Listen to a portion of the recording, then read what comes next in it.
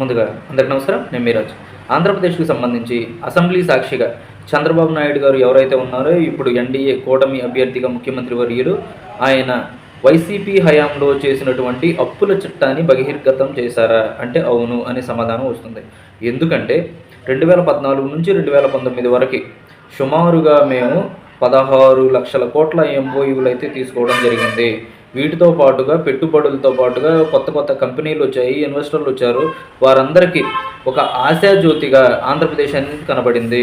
ఇప్పుడు 2019 నుంచి 2024 వరకు అప్పుల ఆంధ్రప్రదేశ్ని మార్చినటువంటి ఘనత జగన్మోహన్ రెడ్డి గారిది.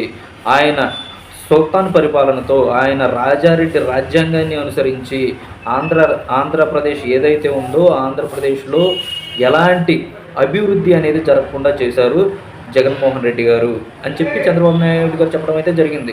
ఇప్పటివరకు సుమారు వైసీపీ అధికారంలోకి వచ్చిన తర్వాత 9.7 లక్షల కోట్ల అప్పు చేశారు.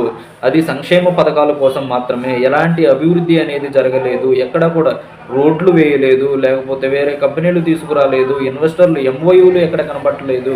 వీళ్ళు ఎంఓయూలు చేసుకుంది కానీ లేకపోతే ఫేక్ సూట్ కేస్ కంపెనీలు వచ్చాయి అని చెప్పి వీళ్ళ కంపెనీలనే వీళ్ళు ఎస్టాబ్లిష్ చేసుకోవడం కానీ ఇవే తప్ప అభివృద్ధి అనేది శూన్యంగా మార్చినటువంటి ఘనత జగన్మోహన్ రెడ్డి గారిదే అని చెప్పి చంద్రబాబు నాయుడు గారు మాట్లాడడం అయితే జరిగింది. ఒకసారి మీరు వినండి.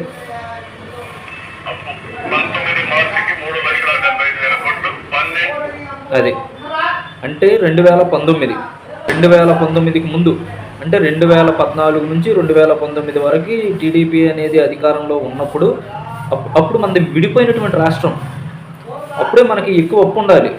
కానీ తన తెలివితో, చాకచక్యంతో, అనుభవంతో సంక్షేమ పథకాలను ఇస్తూ రాష్ట్రాన్ని అభివృద్ధి పదంలో నడిపించారు. అమరావతిని, పోలవరాన్ని 2 చేతులుగా మార్చుకుని ఆంధ్ర రాష్ట్రాన్ని అభివృద్ధి పదంలో నడిపించడానికి పూనుకున్నారు చంద్రబాబు నాయుడు గారు. అప్పుడు అయినటువంటి మొత్తం అప్పు కూడా సుమారుగా 3.7 లక్షల కోట్లు మాత్రమే.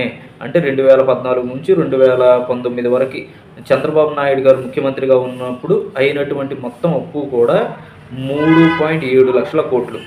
ఒకవైపు అమరావతిని కంప్లీట్ చేశారు 70%, పోలవరాన్ని కంప్లీట్ చేశారు 73%. అంటే ఇంత కంప్లీట్ చేసి కూడా మళ్ళీ సంక్షేమ పథకాలు ఇచ్చారు, పెన్షన్ పెంచారు. ఇవన్నీ చేస్తూ కూడా మళ్ళీ నిరుద్యోగ భృతి ఇచ్చారు, అన్న క్యాంటీన్లు రన్ చేశారు.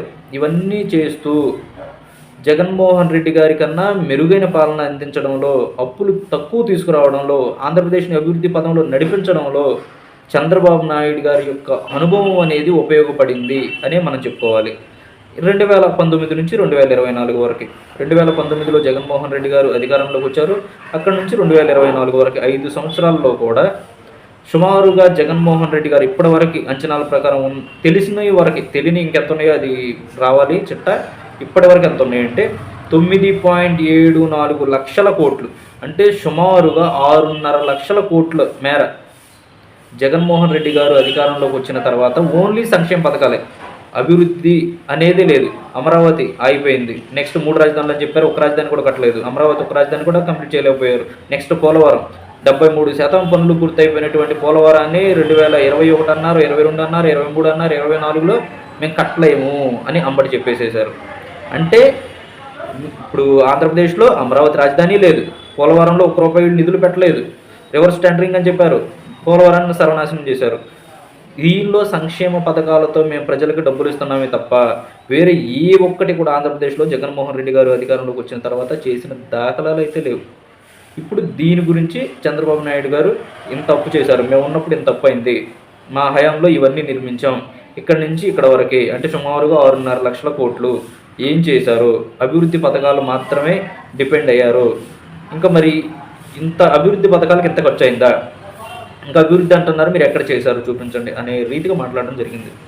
జూన్ 2024కి 9,74,000 కోట్లు ఇప్పటికి వచ్చిన లెక్కల ప్రకారం ఈ లెక్కలుగా పెరిగే అవకాశం ఉంటుంది. కార్పొరేషన్స్ అన్ని కలిపి గవర్నమెంట్ డెట్ 4,38,208 కోట్లు, public account liability 20,914, corporation debt 2,45,677 కోట్లు, అవుట్ స్టాండింగ్ డ్యూస్ వెండర్ 1,13,244 కోట్లు. ఆ కాంట్రాక్ట్ కూడా అవుట్ స్టాండింగ్ డ్యూస్ ఎంప్లాయీస్ 21,920 కోట్లు.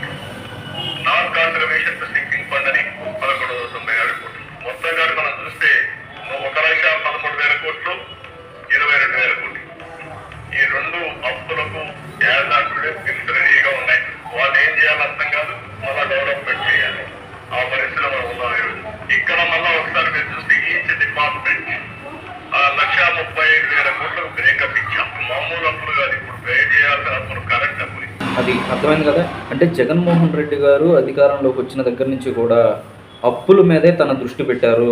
ఎక్కడ గవర్నమెంట్ సెక్టార్కి సంబంధించిన భూములు ఉన్నాయి వాటిని లీజ్కి ఇద్దాం, లేకపోతే వాటిని తాకట్టు పెట్టేసేద్దాం, లేకపోతే వాటిని అమ్మేసేద్దాం, లేకపోతే గవర్నమెంట్ కార్యాలయాలు ఎక్కడ ఉన్నాయి వాటిని బ్యాంకుల్లో పెట్టేద్దాం, ఇంత లోన్ అని తీసుకొచ్చుకుందాం. నెక్స్ట్ వేరే వేరే కార్పొరేషన్లు, బీసీ కార్పొరేషన్ అని, ఎస్సీ కార్పొరేషన్ అని, ఎస్టీ కార్పొరేషన్ అని, మైనార్టీ కార్పొరేషన్ అని, ఈ కార్పొరేషన్లకు సంబంధించిన నిధులు మొత్తాన్ని కూడా వాడేసుకున్నారు. అంటే అప్పులు తీసుకురావడం ప్లస్ వేరే అభివృద్ధి అనేది ఏమీ లేకుండా చేయడం, ఆంధ్ర రాష్ట్రాన్ని ఇలా నాశనం చేయడం, ఇలా భ్రష్టు పట్టించడం ఒక్క జగన్మోహన్ రెడ్డి గారు మాత్రమే చేయగలిగేటువంటి పనిగా మనం చెప్పుకోవచ్చు.